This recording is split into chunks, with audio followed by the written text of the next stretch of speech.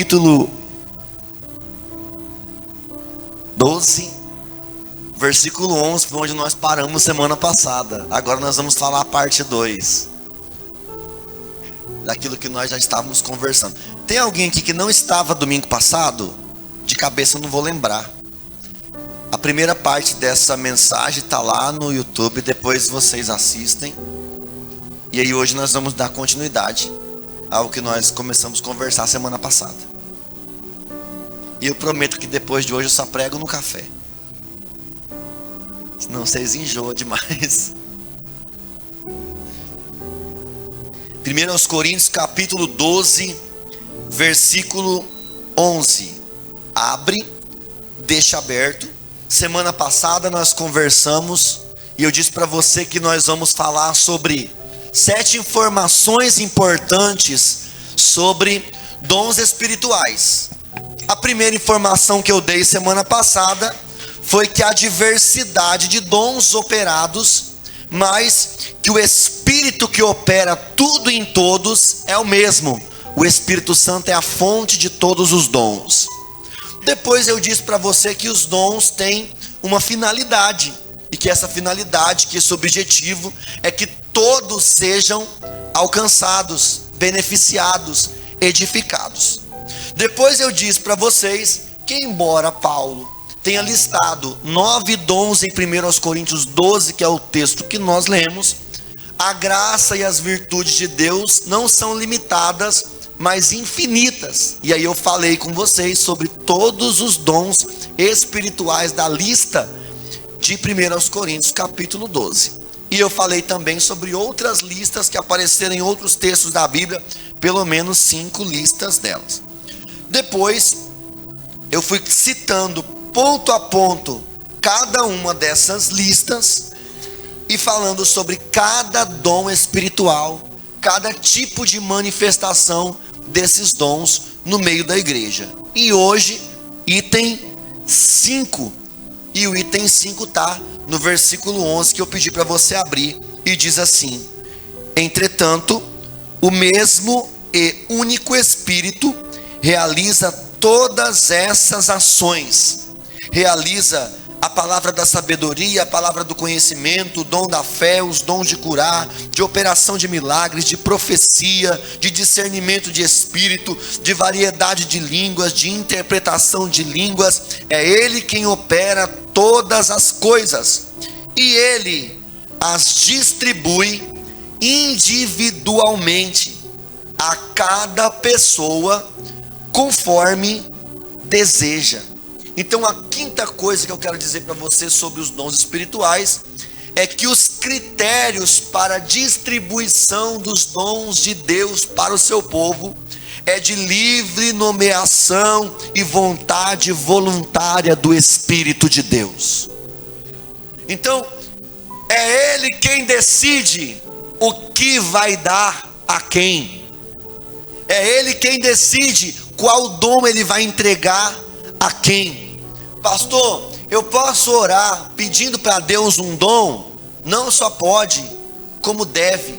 Se você tem no seu coração o desejo de ser usado pelo Espírito de Deus em um determinado dom, você pode orar pedindo isso ao Espírito Santo. Só que a decisão de entregar ou não aquele dom a você é dele. Então é Ele quem distribui esses dons individualmente a cada um conforme Ele quer. Só que essa escolha, essa decisão, ela não é aleatória.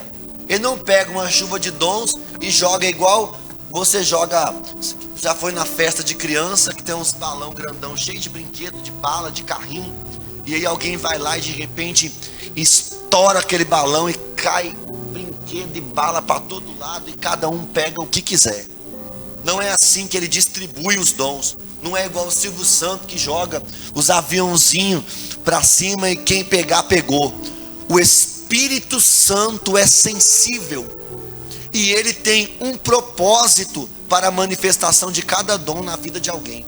Então Ele não vai manifestar sobre a vida de uma pessoa um dom que não vai ser usado, desenvolvido manifestada. Eu falei sobre isso na semana passada, porque tem gente que diz que quer orar pelos enfermos e receber o dom de cura para curar os enfermos, mas não tem aquela disposição de começar a fazer isso, de orar pelos enfermos.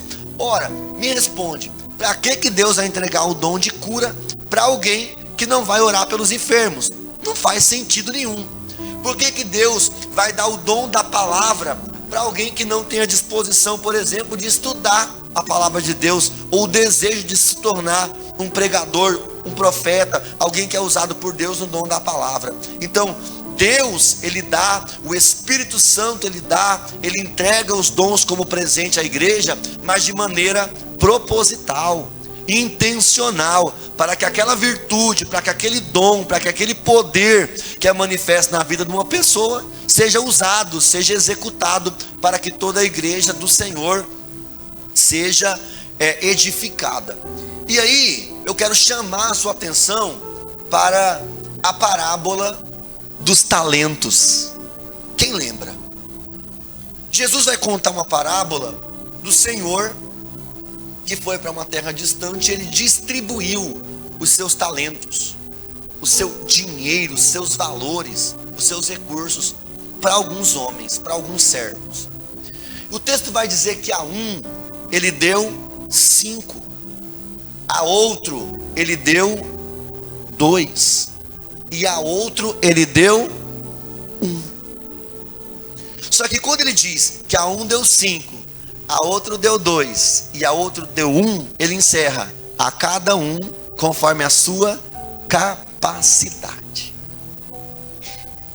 Aí eu preciso entender o que é capacidade, porque a capacidade que cada um tem é um dos critérios que o Espírito Santo vai usar para entregar um dom para uma pessoa. Eu tenho capacidade, e aí tem gente que confunde capacidade com capacitação, e pensa assim: eu vou fazer um curso teológico, eu vou fazer uma escola de profetas, uma escola de discípulos, eu vou me preparar aqui com capacitação para eu estar bem, com integridade, afiado na espada do Espírito, que é a palavra de Deus, para que eu esteja capacitado para receber. Capacidade não é capacitação. E eu te explico isso. Esse copo tem uma capacidade. O que é essa capacidade? É o quanto de líquido ele consegue suportar, ele comporta. Se eu colocar aqui 10 milímetros a mais do que a capacidade que esse copo tem de suportar, ele vai fazer o quê? Derramar. Então, o Espírito Santo, ele conhece a cada um de nós tão profundamente, que ele sabe a capacidade que cada um tem.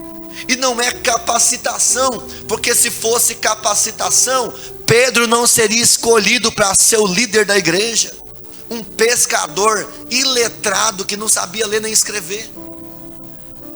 Se capacitação fosse o critério, Deus não tinha escolhido os 12 homens comuns, que não tinham habilidades, que não fizeram faculdade, que não fizeram curso superior, que não sabiam idiomas. Não era a capacitação que ele estava procurando, mas a capacidade. E a capacidade era o quanto cada um conseguiria suportar. Então, quando Deus vai me entregar um dom, Ele olha primeiro a capacidade. Não tem como derramar vinho novo no odre velho. Então, antes de derramar o vinho, o que é que Ele olha? Ele olha a capacidade do odre. Quem está aí? Essa capacidade, que é um critério para Deus escolher que dom vai dar a alguém, na verdade é uma capacidade dupla em duas vertentes diferentes. O que cada um consegue suportar em luta, em prova, em sofrimento, porque todo dom requer uma entrega que gera sofrimento. A Bíblia diz que a quem mais é dado, mais será cobrado. Então, quando for cobrado de mim mais do que foi cobrado do outro, eu não posso reclamar, porque Deus viu em mim a capacidade de ser cobrado nesse nível. quem vai receber uma porção maior do dom de Deus sobre a sua vida, precisa entender que há um nível de cobrança, há um nível de sofrimento, há um nível de responsabilidade, há toque de trombeta que vai tocar só para você e não para os outros, e você não pode atender esse chamado murmurando pelo canto da boca, dizendo: por que eu tenho que vir e o outro não vem? Por que eu tenho que fazer e o outro não fez? Por que eu tenho que ir e o outro não foi? Fulano que era para estar aqui, não eu. Você entende? Por que isso? Porque a capacidade, a cobrança, a exigência de quem mais é dado é maior. Quem está entendendo o que eu estou falando? Então é o quanto você suporta, qual que é a sua capacidade, é quanto mais Deus vai te dar. Quanto maior for a sua capacidade, quanto maior for a sua resistência, quanto maior for o volume que você suportar de provação, mais dons de Deus será derramado sobre a sua vida. Mas essa capacidade não é só em sofrimento, em responsabilidade. Essa capacidade também é em honra. Quanto de honra a gente consegue suportar? Qual que é a nossa capacidade de ser honrado? Isso também é visto. Tem gente que não tem capacidade nenhuma de ser honrado.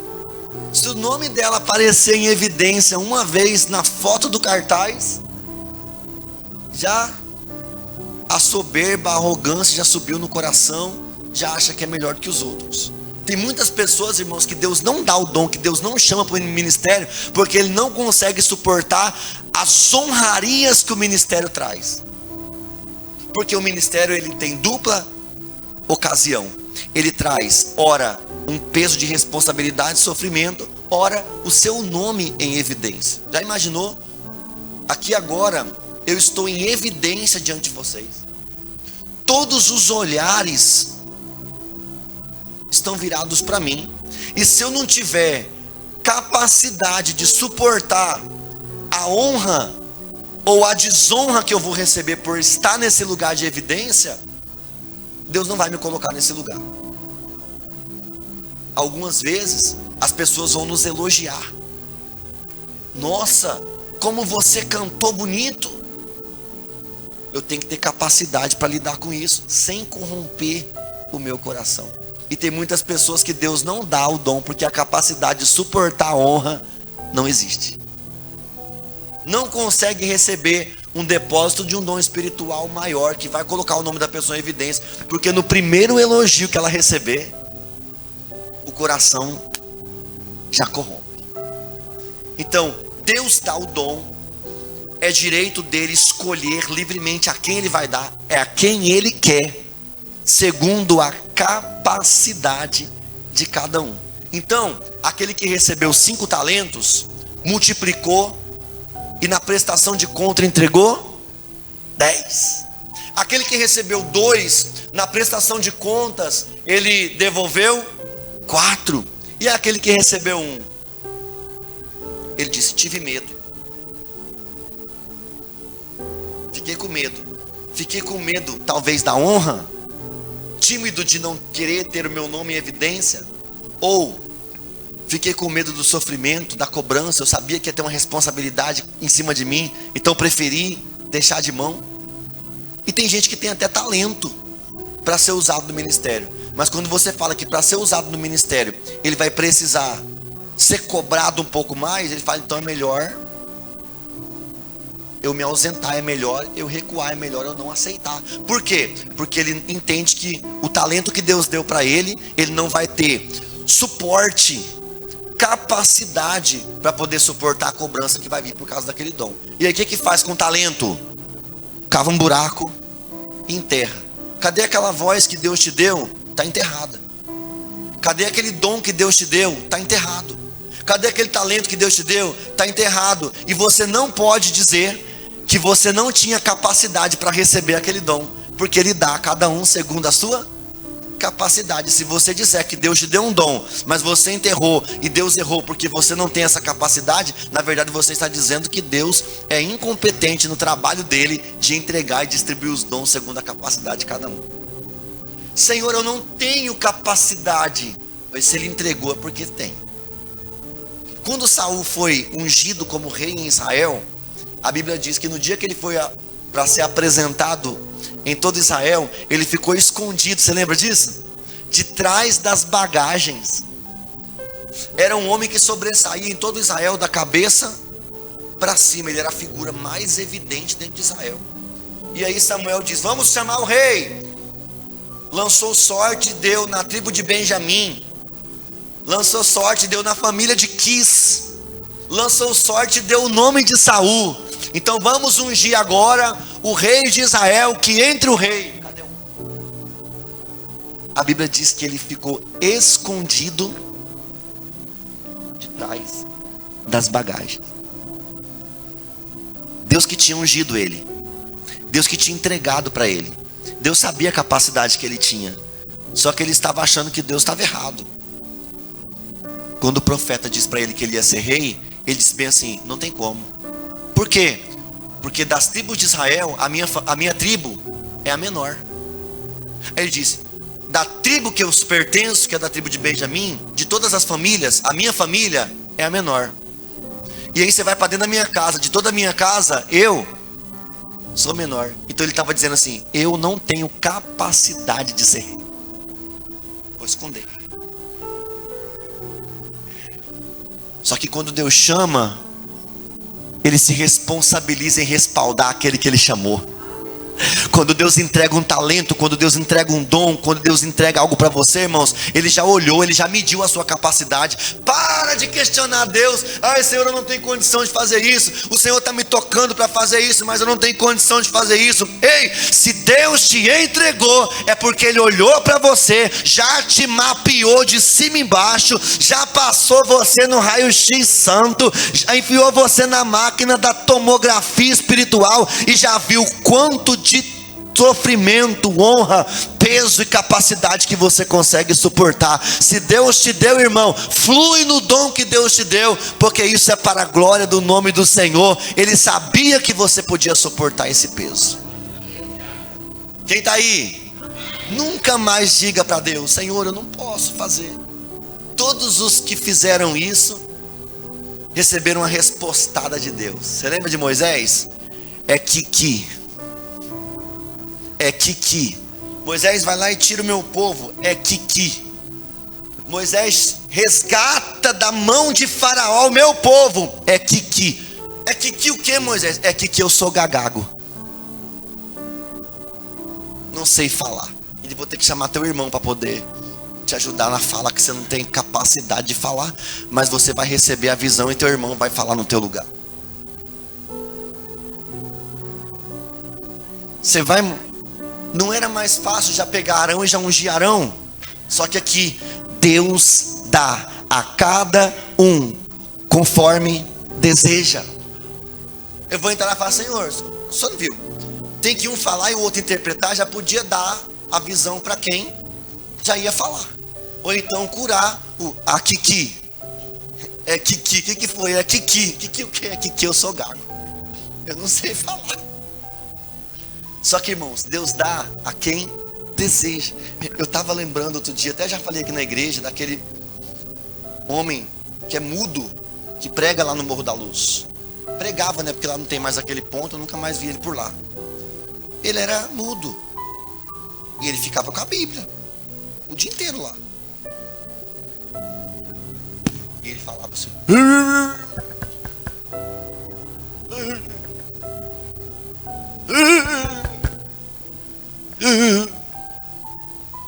Ele estava dizendo que a palavra de Deus podia te mostrar o caminho do céu, mas também a palavra de Deus podia trazer o juízo que te levaria ao inferno. Você podia falar: por que Deus não levantou um que fala para ir lá? Talvez levantou, mas tem gente que tem o talento, mas não tem a disposição. Aí Deus tem que usar quem não tem o talento, mas tem a disposição. Que Deus não está preocupado com o talento, nunca vai trocar a honra pelo talento. Deus não trabalha com quem é mais capacitado, Deus trabalha com quem se disponibiliza e grita: eis-me aqui, pode usar a mim. A esses o Senhor usará com prazer. Nós estávamos lá no arrancadão do Randandã, vendo os carros, e no meio daquela multidão, eu vi uma plaquinha passando, branca, no meio do povo. Eu falei: o que é aquilo? Quando eu olhei direito, um homem andando no meio do povo com uma placa erguida. E lá estava escrito assim: no céu não entra pecado, só entra arrependidos. Se converta a Jesus Cristo para que você seja salvo. Se arrependa dos seus pecados na placa. E ele andando com as duas. Não disse nada para ninguém, mas pregou para toda aquela multidão, porque todo mundo estava olhando o corredor e aquilo chamava atenção. Todo mundo leu. Ninguém ouviu, mas todo mundo leu. A mensagem foi pregada para a multidão sem que aquele homem dissesse uma só palavra. Sabe o que Deus encontrou? Talvez aquele homem não tenha eloquência para falar em público, mas ele pensou: existe um jeito que eu posso levar essa mensagem. Irmãos, ele dá a cada um conforme a sua capacidade. Deus não usa os capacitados. Deus capacita aqueles que têm disposição para servi-lo. Você queria falar? Você levantou assim de repente. Amém? Então essa é a quinta coisa, os critérios para que eu seja usado por Deus. Irmão, só tem uma coisa que eu preciso ser: disponível. E não é eis-me aqui, envia aquele ali. Que tem gente que ora: eis-me aqui, envia aquele ali. É eis-me aqui. E não é eis-me aqui, aqui. É eis-me aqui onde o Senhor quiser me enviar. E às vezes Ele vai te levar para o deserto. Às vezes Ele vai te fazer descer por vias não pavimentadas. Às vezes você vai ter que colocar teu carro na poeira. Ah, mas meu carro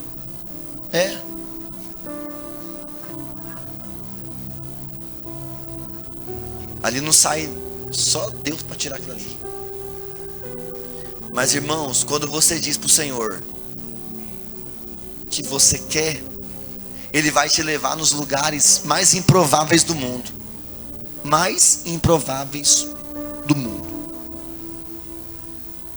A sexta coisa que eu quero te falar está lá em 1 Coríntios capítulo 13.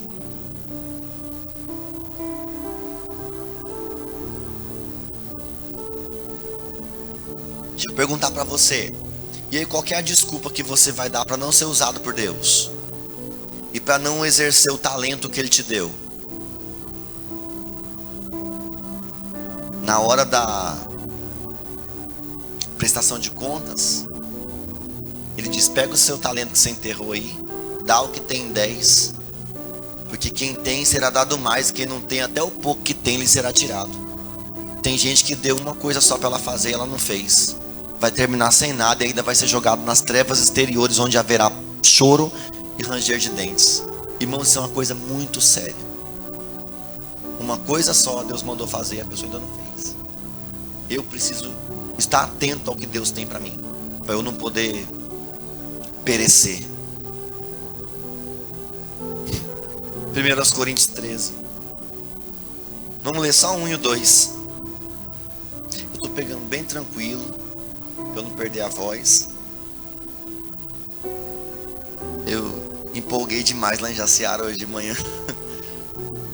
E agora passo a vos mostrar um caminho ainda mais excelente. Olha aqui, já vamos para o 2.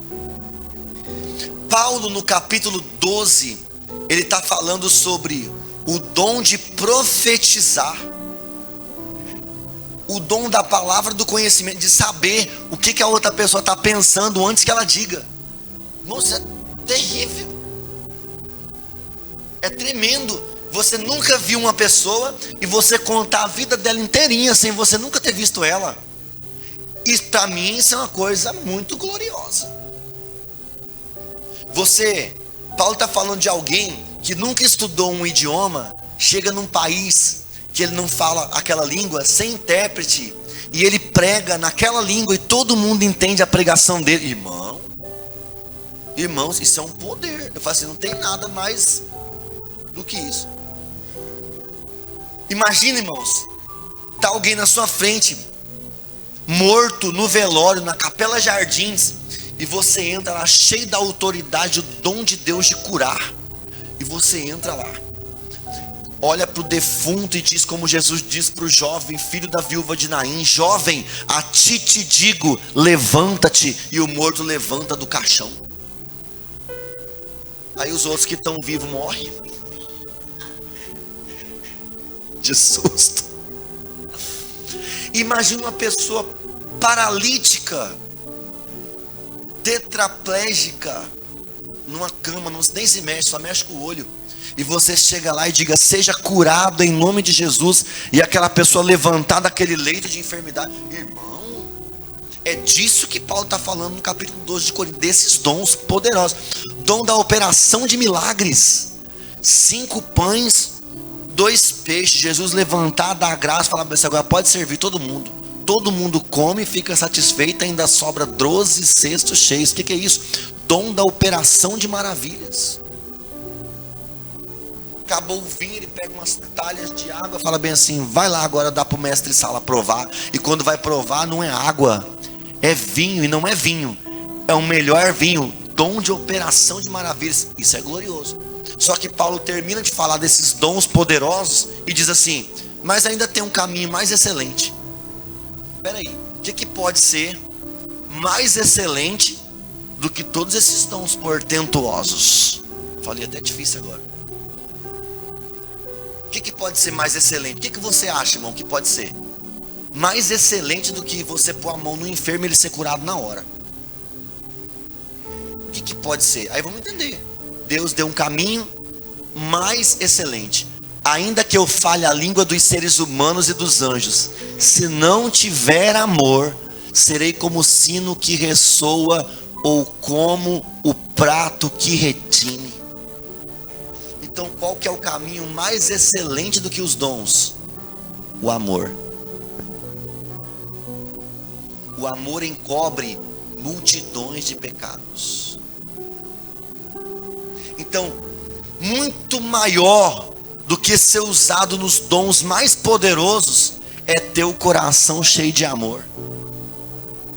Versículo 2 diz: mesmo que eu possua o dom da profecia e conheça todos os mistérios, toda a ciência, ainda que tenha uma fé capaz de transportar uma montanha de um lugar para o outro, se não tiver amor, nada adianta. Então a sexta coisa que eu quero te falar para você aqui, meu irmão, é que você precisa buscar os dons do Espírito Santo com muito zelo. Só que nenhum dom, por mais poderoso que seja, vai conseguir superar o dom supremo e maior que existe, que é o dom do amor. Jesus disse: eu vos dou um mandamento, e um mandamento vos dou. Em que se resume toda a lei de Deus? Você imagina a lei de Deus, 613 leis dadas aos judeus. 613 é muita lei. Aí Jesus chega e fala bem assim: pera aí, vou falar uma coisa só, que daí você não precisa mais preocupar com nada. Se você conseguir fazer isso, já está cumprida toda a lei. Ame a Deus acima de todas as coisas, e ame o teu próximo como a ti mesmo. Nisto se cumpre toda a lei e os profetas. Se você cumprir esse mandamento, você já cumpriu toda a lei de Deus. Por que essa lei resume todo o mandamento? Imagina, cita um mandamento aí: honrar pai e mãe. Se você não amar, você vai honrar? Como que você vai honrar alguém que você não ama? Fala outro mandamento: não mentir. Se você ama o seu próximo, você não vai mentir para ele. Outro: não roubar. Se você ama o seu próximo, você não vai roubar nada dele. Não levantar falso testemunho, você não vai mentir contra ele. Você não vai falar mal dele, porque você ama ele. Não cobiçar a mulher do outro. Você ama o teu próximo, você não vai mexer com a mulher dele. Irmãos, toda a lei de Deus se resume no amor. E sabe o que acontece? Tem muita gente que anda por aí ostentando os dons espirituais, mas não consegue amar. Fala na língua dos homens, fala na língua dos anjos, tem o dom da profecia, conhece todos os mistérios e ciência, tem uma fé tão poderosa que consegue transportar uma montanha de um lugar para o outro, mas não tem amor. O que resolveu? Nada. Então essa é a sexta coisa que eu quero te falar. Busque todos os dons, seja usado por Deus em todos os dons, mas não deixe nenhum dom falar mais alto do que o amor pelo próximo. Porque se você não é capaz de amar o seu irmão que você está vendo, como você vai amar a Deus que você nunca viu?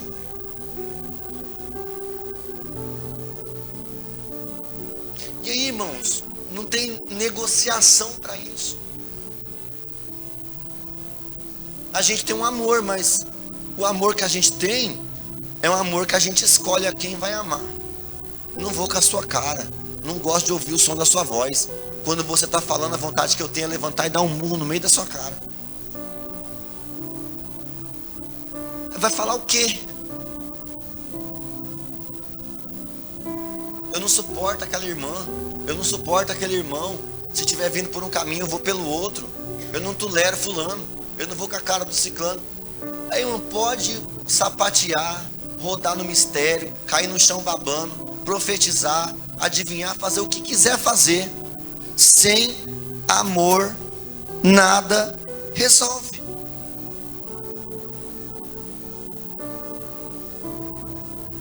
É sério, não é?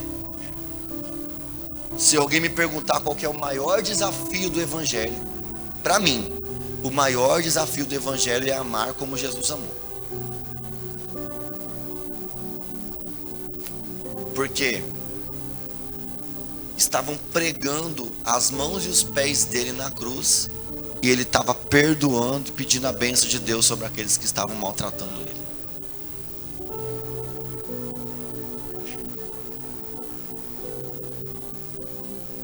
Quem está aí? No último dia da sua vida, tudo que ele fez contra aqueles que mais fizeram mal para eles, ele disse: Senhor, perdoa, eles não sabem o que estão fazendo.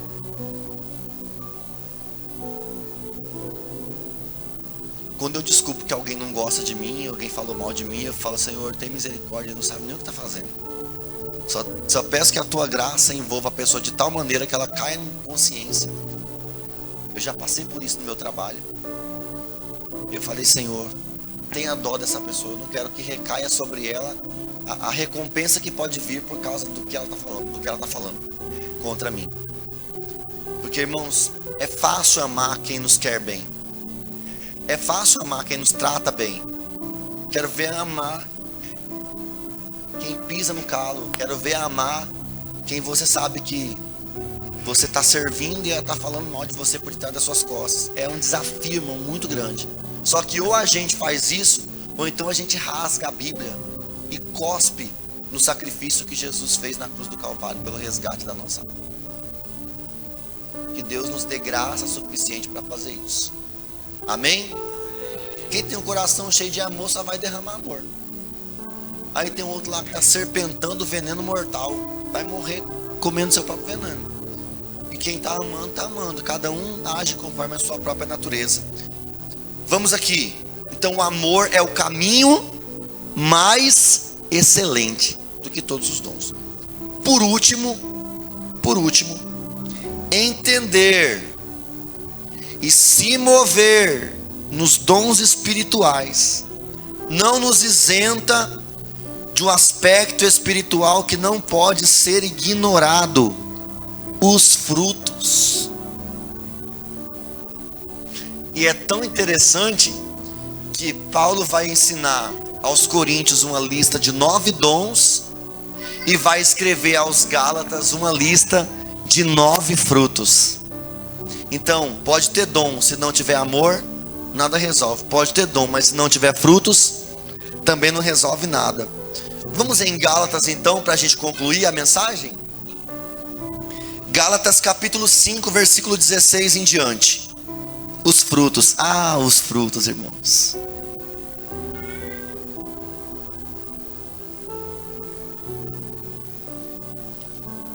Abre aí Gálatas 5,16. Nós precisamos crescer nesse entendimento, tá?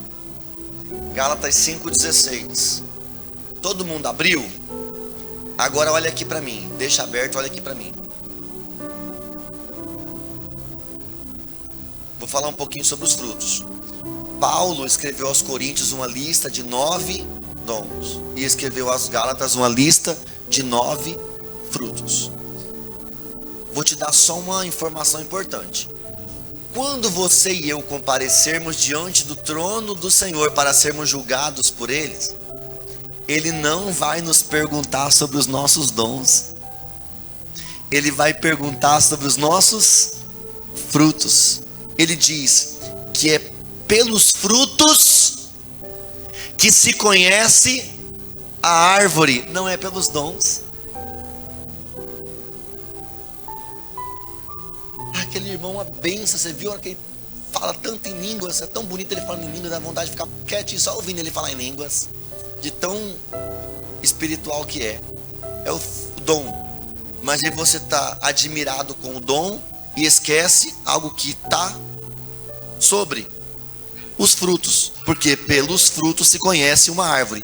Olha o que a Bíblia diz: não pode uma árvore boa dar fruto ruim, e não pode uma árvore ruim dar fruto bom.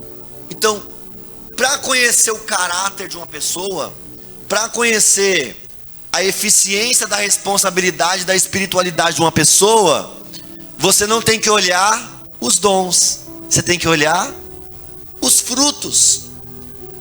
Quando João Batista estava pregando no deserto da Judéia, ele disse: raça de víboras, quem foi que ensinou vocês a escapar da ira de Deus que virá? Produzi, pois, frutos que demonstrem arrependimento. O clamor da pregação de João Batista na beira do Rio Jordão é: produzam fruto que evidencie que de fato vocês se arrependeram. São os frutos que vai dizer se alguém é convencido ou convertido.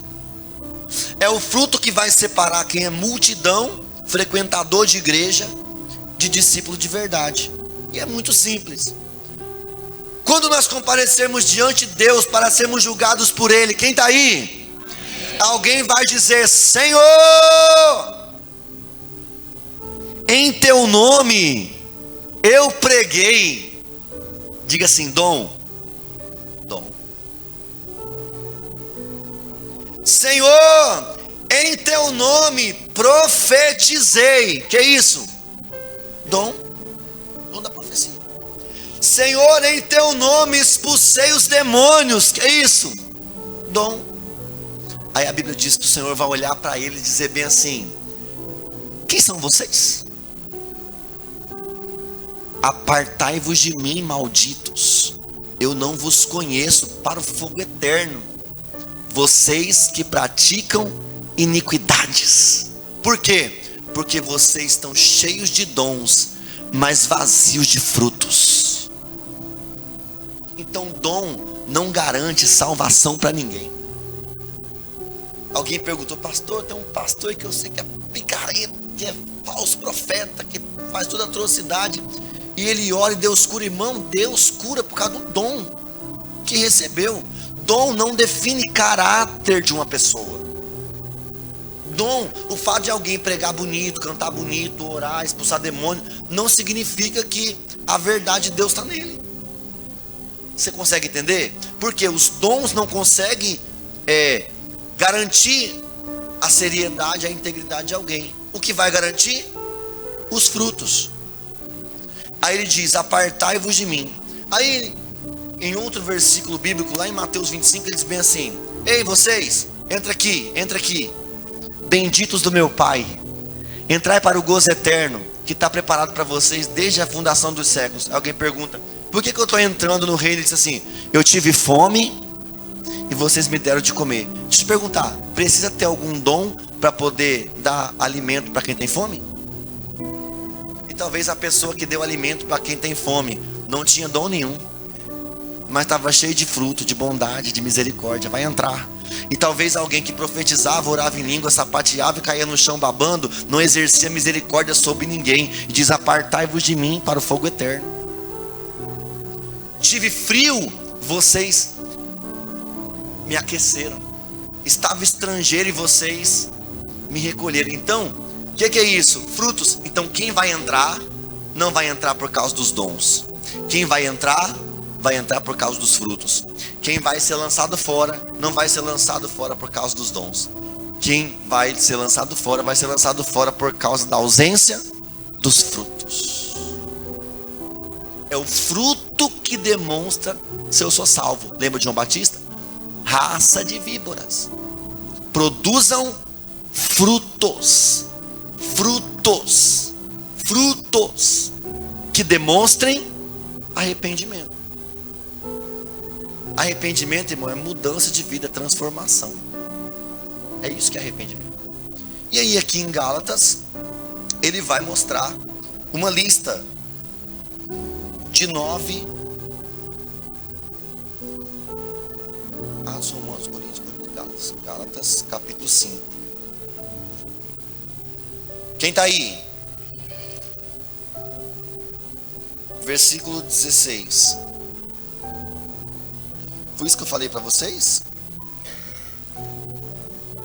Portanto, vos afirmo, vivei pelo Espírito, e de forma alguma satisfareis a vontade da carne. Quem vive no Espírito não anda satisfazendo a vontade da carne. Isso aqui não precisa de explicar, não tem nem como explicar, isso aqui já está auto-explicado. Portanto, vos afirmo, vivei pelo Espírito, e de forma alguma satisfareis as vontades da carne. 17. Porquanto a carne luta contra o Espírito luta contra a carne. Eles se opõem um ao outro, de modo que não conseguis fazer o que quereis. Lembra de Paulo? O bem que eu quero fazer, eu não faço. Mas o mal que eu não quero fazer, esse eu faço. Miserável homem que sou, quem me livrará do corpo dessa morte? Por que isso? Porque há uma luta constante, oposição, uma guerra entre o Espírito e a carne. O Espírito me puxa para fazer as coisas do Espírito, e a carne me puxa para fazer as coisas da carne. É uma guerra, irmão, que nunca vai terminar, até Jesus voltar. Por isso que Jesus disse sobre João Batista: desde João Batista não houve tempo como esse, que o reino de Deus é tomado à força, ou em outras versões, com violência. Por que o reino de Deus é tomado com violência? Porque Paulo diz: eu esmurro a minha carne e reduzo ela à servidão. Eu tenho que estar batendo na minha carne todos os dias para que ela fique mole, deitada no chão, sem ter força para levantar. Como que eu consigo fortalecer as coisas espirituais e enfraquecer a carne?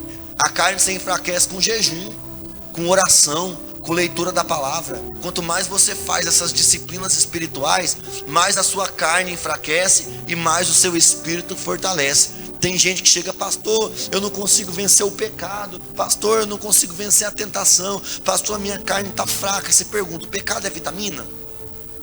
Pastor, a minha carne estava fraca, por isso que eu pequei. E aí depois que você pecou, você ficou forte? Não, fiquei pior, então não entendo. Como que é a sua vida de disciplina espiritual? Antes de dormir eu rezo um Pai Nosso. Pronto. Estranho seria se você estivesse forte espiritualmente. Do que você tem se alimentado? Eu gosto de assistir o Big Brother. Inclusive eu estou doido para saber quem vai ser eliminado semana que vem. Você pensa: estranho seria se você estivesse forte. Se você não lê uma Bíblia, não faz um jejum, não faz uma oração, não tem uma vida devocional e anda fraco espiritualmente, está certinho. É fraco mesmo que você tem que estar, porque é isso que faz a carne ficar forte. Quem está vencendo, irmão, está vencendo porque está esmurrando a carne, entrando em pânico, em luta, em desespero, até a morte. Não é fácil, irmão. Quem falou que era fácil contou mentira. É uma luta de todo dia. Você já amanhece com o raio do velho homem querendo ressuscitar. Você vai indo pro serviço cantando um hino. Tudo entregarei. De repente vem um e fecha você no trânsito. Você fala: ô filho de Deus. O velho homem querendo ressuscitar. Zé da manga. Aí você tem que decidir, irmão, quem é que vai vencer essa batalha. Se é a carne ou se é o espírito. Se você está se sentindo fraco espiritualmente esses dias, eu te dou uma dica. Se mete num jejum. Até essa carne não suportar. Faz jejum de 24 horas. Jejum de 24 horas é um jejum poderoso para desgraçar com a carne de uma vez. Ficar 24 horas só bebendo água. Quando você fechar esse jejum, irmão, você está até mole na carne. Mas seu espírito, você devora a capeta como se fosse o pão da sua boca. Satanás sai em nome de Jesus, não sopra só caco de demônio voando para todo lado. Você entende? A força, a habilidade espiritual, fortalecimento espiritual se adquire se fortalecendo nas coisas do espírito.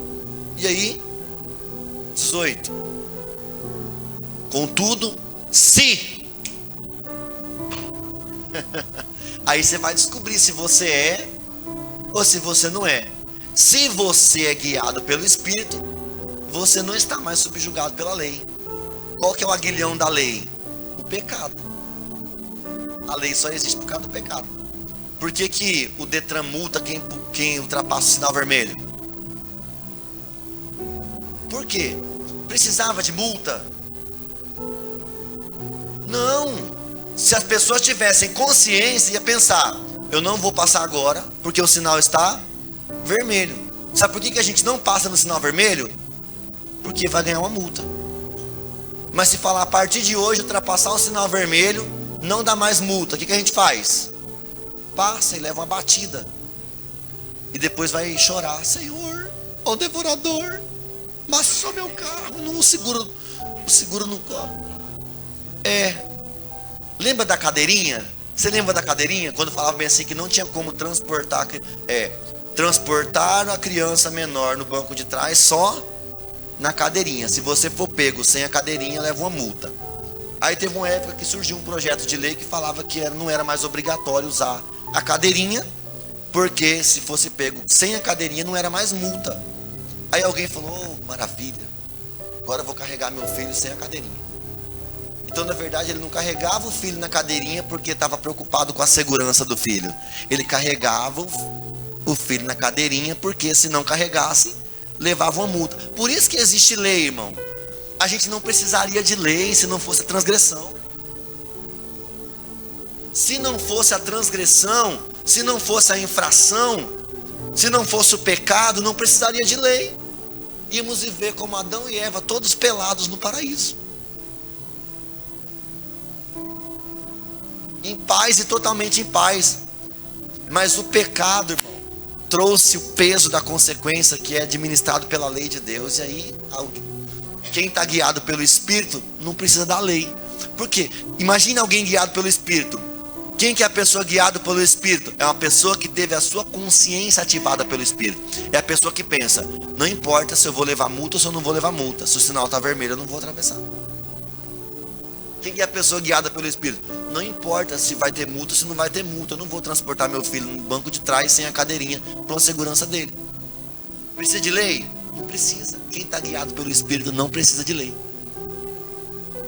Você consegue entender essa comparação? Versículo 19. As obras da carne são manifestas. Diga assim: carne tem obras. Quais são as obras da carne? Imoralidade sexual, impureza, libertinagem, é coisa da carne. 20. Idolatria, feitiçaria, ódio, discórdia, ciúme, ira, egoísmo, dissensões, facções. Tudo isso é o que? Obra da carne. Se você anda praticando essas coisas, significa que você está na carne. Ninguém precisa dizer para você, você mesmo já sabe. Só vive irado, só vive bufando, só vive estressado, só vive xingando, só vive maltratando os outros, bravo. Na imoralidade sexual, na pornografia, na frente da tela do celular, na prostituição, na mentira, na discórdia, com ódio, falando mal dos outros por detrás das costas dela, criticando, reclamando, murmurando, inveja, embriaguez, orgia.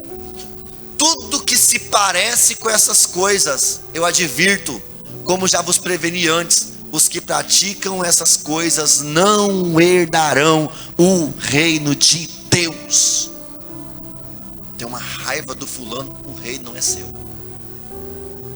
Tem uma inveja, oh meu Deus. A contenda, a briga, a confusão, essa gritaria, essa discórdia, essa dissensão, irmãos. Dissensão é a briga.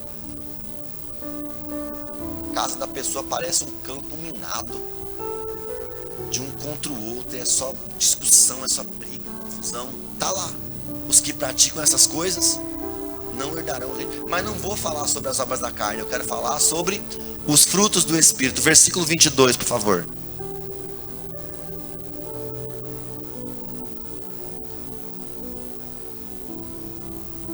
Entretanto, o fruto, a obra é da carne. A carne tem obra. E o Espírito?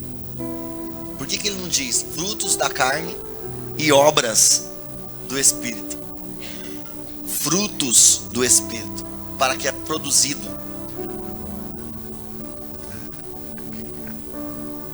Amor. O que é amor? O amor é mais excelente do que todos os dons espirituais. Já falei. Isso é fruto do Espírito. Pastor, eu tô cheio do Espírito Santo. Que bênção, irmão. O que é isso, irmão? Eu tô cheio. Aleluia. Não tem amor, não tem fruto. Tem dom, mas não tem fruto. Alegria. Alegria é fruto do Espírito. A Bíblia diz: aonde o Espírito de Deus está, há abundância de alegria. Isso é para a pessoa, parece que ela anda batizada num pote de vinagre azedo. Só anda emburrado, entroncado, não tem alegria, não sabe celebrar, não sabe comemorar, não tira para tirar um sorriso do rosto. Você pode contar a piada mais engraçada do mundo que a pessoa não ri, não tem alegria. Sabia, irmãos, que uma pessoa que não tem alegria, ela é fraca espiritualmente? A Bíblia diz: a alegria do Senhor é a vossa força. Por isso que quando o diabo quer enfraquecer você, a primeira coisa que ele faz, ele assalta a sua alegria. Ele envolve você em circunstâncias que tira a sua alegria. Você está todo animado com uma coisa, quando você vai lá, vem alguém, joga um balde de água fria, você fala: foi embora a minha alegria, eu estava tão alegre.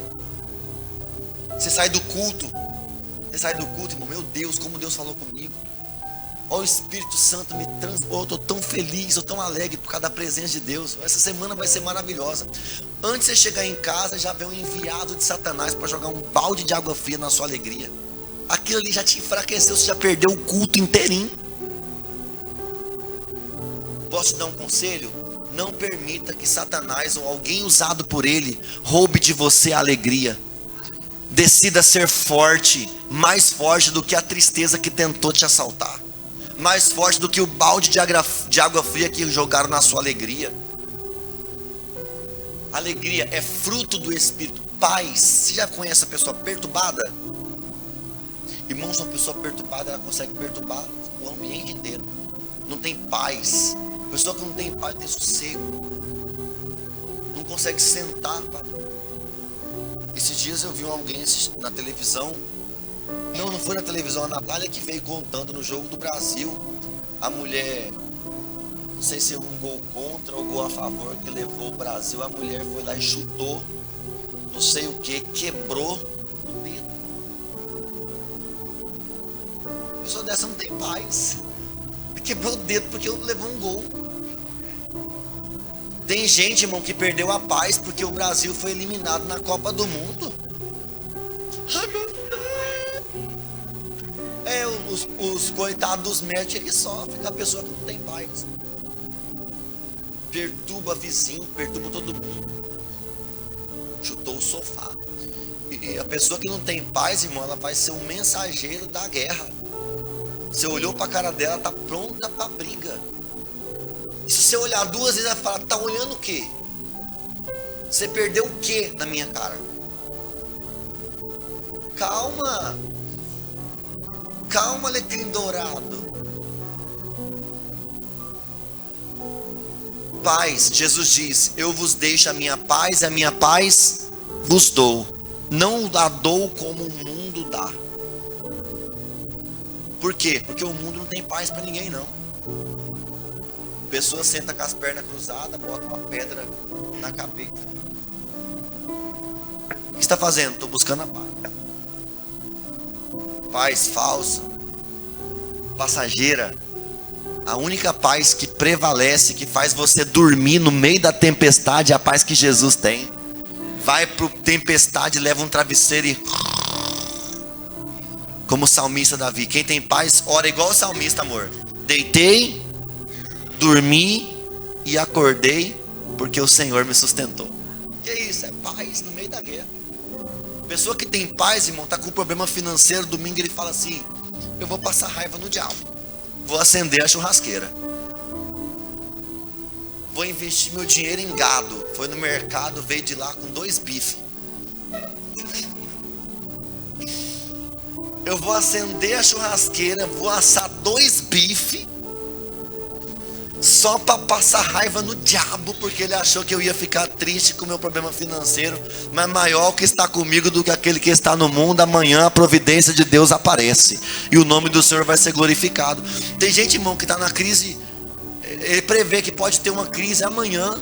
Ele já perdeu a paz hoje. O que vai ser amanhã, irmão? Você nem sabe se você vai estar lá amanhã.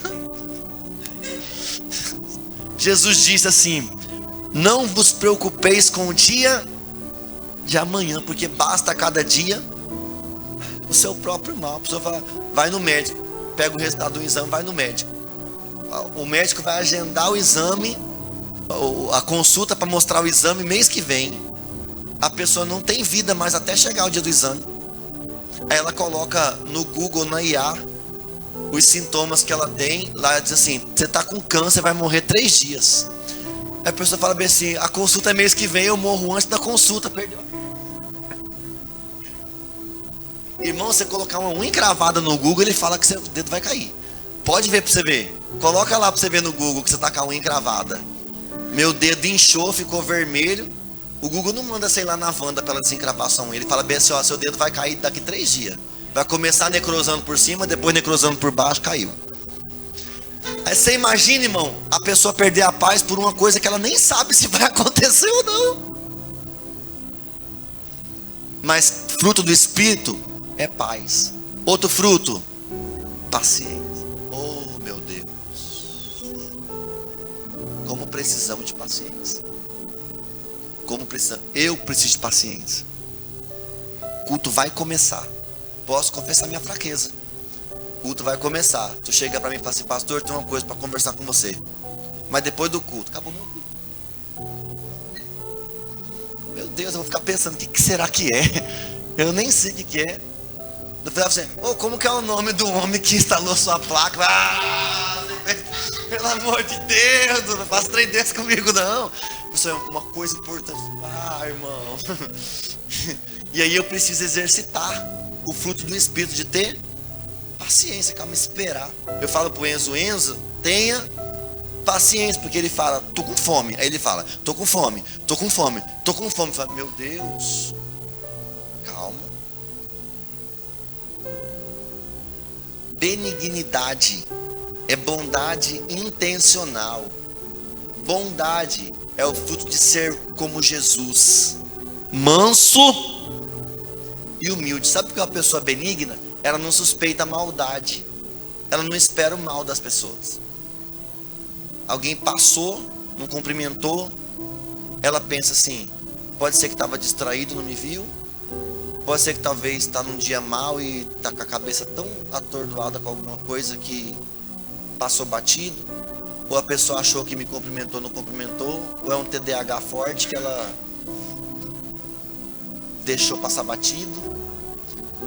Mas a pessoa que suspeita mal, que não é benigno, ela pensa bem assim: e o que será que foi que eu fiz?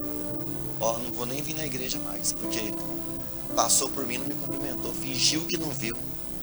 Sabia que isso acontece? Fulano é exibido demais, porque passou por mim e virou a cara pro outro lado. Talvez alguma coisa distraiu ele, não tinha. Irmãos, a pessoa que é benigna, ela não suspeita mal. Ela não espera o pior das pessoas. E tem gente que espera o pior das pessoas. Irmãos, eu estou aqui falando de comportamento. E todos os frutos do Espírito lidam com temperamento. Então, não tem como a gente se converter só nosso corpo e não converter também o nosso temperamento. E tem gente que fala: se eu sou assim, nasci assim, vou morrer assim. Ou fala: BC, que eu já sofri tanto na vida, eu já apanhei tanto que eu aprendi a me defender de tudo. Cacto. Toda vez que você vai manusear, você sai ferido, sai machucado. E a pessoa que é benigna não suspeita a maldade. Se a pessoa não tem esse fruto do Espírito, irmão, ela vai, tudo afeta ela. O pastor está pregando e fala bem assim: isso aí é porque o pastor sabe da minha vida. Está lá jogando indireta lá. Isso aí foi para mim, mas não foi pelo Espírito não. Isso aí o pastor sabia e já está dando as cutucadas. Olha o pregador lá falando: vocês já foram contar. Suspeita maldade, tudo é para ele, tudo é fidelidade. Fidelidade tem a ver com permanecer. Fidelidade é aquele que vai até o fim. Maior exemplo disso é a aliança. Alianças são inquebradas. Gálatas diz que uma vez um pacto feito não pode ser quebrado. E uma nação inteira dos gibeonitas padeceu por causa de uma quebra de aliança. Um dia eu prego para vocês sobre isso, sobre a maldição dos gibeonitas, tá? Próximo. Ai, Senhor. Ah, meu Pai. Mansidão.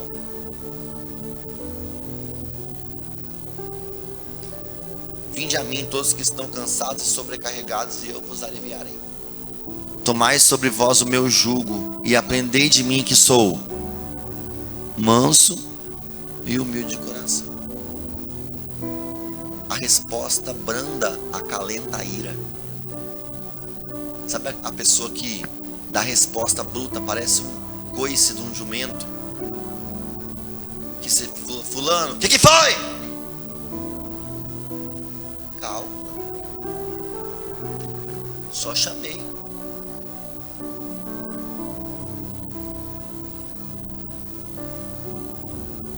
Ah, mas é que eu sou assim. Vamos converter?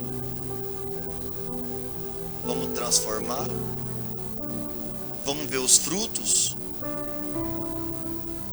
Bicho bruto. Ai, que eu sou, na nossa família é todo mundo assim. Tá no sangue. Aqui escreveu, não leu? Pau comeu. Vamos pedir a Deus que os frutos apareçam. Domínio próprio. Pastora Tânia Teresa fala que quem não tem domínio próprio tem demônio próprio. O que é domínio próprio? É a pessoa saber se controlar. Se controla. Você pode ter vontade de dar um soco na cara de alguém. O que é domínio próprio? Você não vai dar. A ira passa, porque a Bíblia diz que a ira do homem não opera a justiça de Deus. Não deixa o sol se pôr sobre a ira, como foi ensinado aqui sexta-feira. E aí, resolve.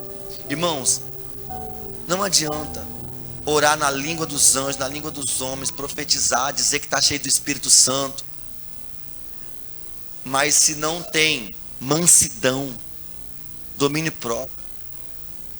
Se a pessoa é iracunda, o que é a pessoa iracunda? Uma pessoa iracunda é alguém que se irrita facilmente, que se ira facilmente. Pouca coisa já é suficiente para a pessoa explodir.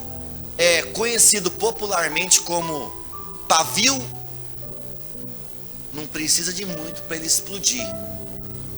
Só que nada que o fogo do Espírito Santo não consiga queimar, para transformar numa nova criatura regenerada e nascida de novo na água do Espírito. Aí, irmão, vai falar baixinho, mansinho. O que foi, meu amor? Que você está me chamando, princesa? Você vai lucrar muito mais do que essa brutalidade toda aqui. Amém? Eu encerro aqui essa palavra. Se coloque de pé.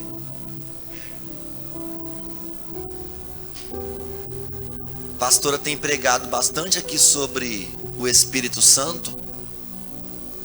Nós temos que orar muito para receber os dons do Espírito Santo. A igreja só vai avançar com autoridade e poder se ela estiver revestida pelo Espírito Santo. Só que nós não podemos deixar de buscar outra coisa: amor e frutos, porque contra essas coisas não há lei.